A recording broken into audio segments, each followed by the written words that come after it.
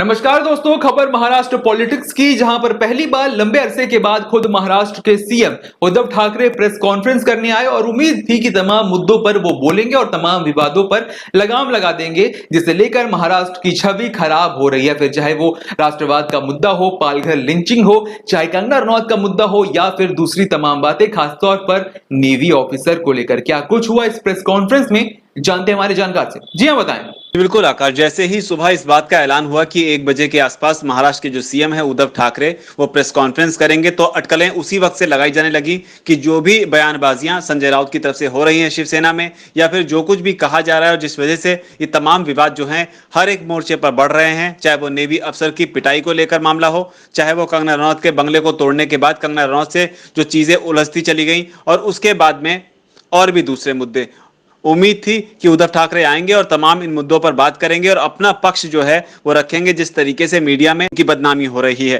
इसके अलावा Republic TV channel के एक पत्रकार की भी गिरफ्तारी की गई। बताया जा रहा है कि सुशांत सिंह राजपूत के मामले में कुछ इन्वेस्टिगेशन कर रहा था, जिसके बाद मुमकिन था कि कुछ बड़े लोग, खासतौर पर पॉलिटिशियंस जो हैं, उसके बाद शिकंजे में आ सकते थे, लेकिन आनन फानन में उसे गिरफ्तार कर लिया गया ट्रेसपासिंग के चार्जेस लगाकर। इन तमाम मुद्दों पर उद्धव ठाकरे से उम्मीद थी, लेकिन उद्धव ठाकरे जब 1 बजे आए तो उन्होंने इन तमाम मुद्दों पर कुछ भी नहीं कहा। सिर्फ 2 से 3 मुद्दों पर वो बोले।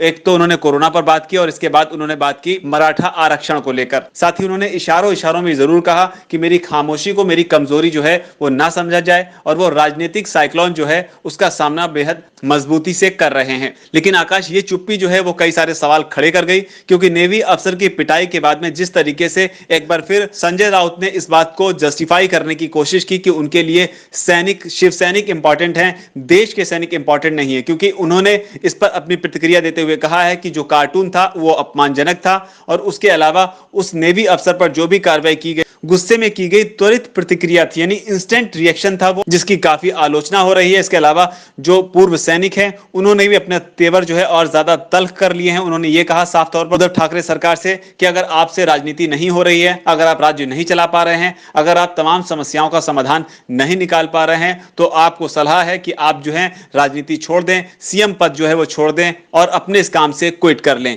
तो ये नेवी अफसर ने कहा। नेवी अफसर ने इसके अलावा सुबह मीडिया से बात करते हुए आकाश कई ऐसी बातें कही थी जो ये बताती हैं कि महाराष्ट्र सरकार जो है अब पूरी तरीके से बैकफुट पर है।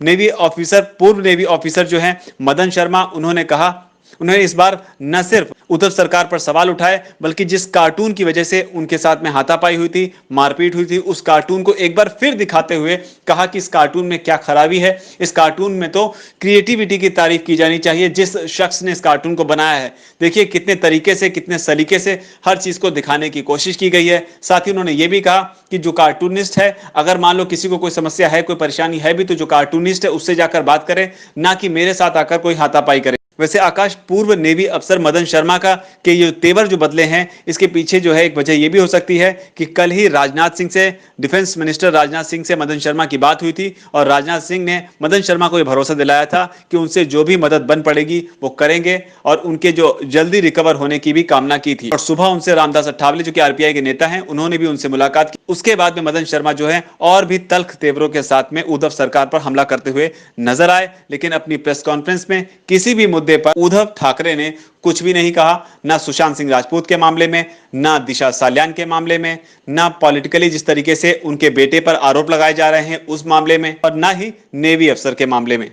तो ये फिलहाल एक बड़ा अपडेट इस पूरे घटनाक्रम से निकलकर सामने आया है। जी आकाश। जी बिल्कुल, कुल मिलाकर उम्मीद थी कि उद्धव ठाकरे प्रेस कॉन्फ्रेंस करेंगे और उस प्रेस कॉन्फ्रेंस में उन तमाम सवालों के जवाब देंगे, खासतौर पर सुशांत के मामले में जिस तरह से मुंबई पुलिस ने इस पूरे प्रकरण को हैंडल किया, उस पर महाराष्ट्र सरकार पर सवाल भी उठे। इसके अलावा इस केस में आदित्य ठाकरे का भी नाम घसीटा गया। उसे लेकर भी बीजेपी के कई नेताओं ने कहा कि आदित्य का कनेक्शन दिशा और सुशांत के केस से हो सकता है। बाकायदा काफी मुखर होकर कई बातें कही गई।